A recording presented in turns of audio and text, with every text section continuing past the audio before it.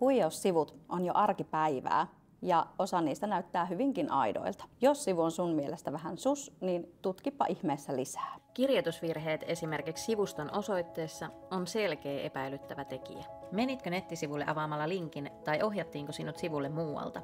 Esimerkiksi klikkaamalla mainosten linkkejä voit päätyä huijaussivustolle. Ole siis tarkkana. Tutki mitä tietoja sivuilla on. Esimerkiksi luotettava verkkokauppa antaa kunnolliset yhteystiedot. Jos maksat netissä tekemäsi ostokset kortilla, älä koskaan kerro kortin tunnuslukua. Asiallinen verkkokauppa pyytää kortin numeroa, voimassaolon päättymiskuukautta, CVC-koodia ja mahdollisesti kortinhaltijan nimeä, mutta ei koskaan tunnuslukua. Käytä turvallisia maksutapoja. Suosi PayPal, luottokortti tai vastaavia maksutapoja ja vältä suoria tilisiirtoja, jos mahdollista. Jos sulla on niin kiire, et ehdi näitä tsekata, niin siirrä selailu ja varsinkin nettikaupoista tilaaminen suosiolla parempaan ajankohtaan.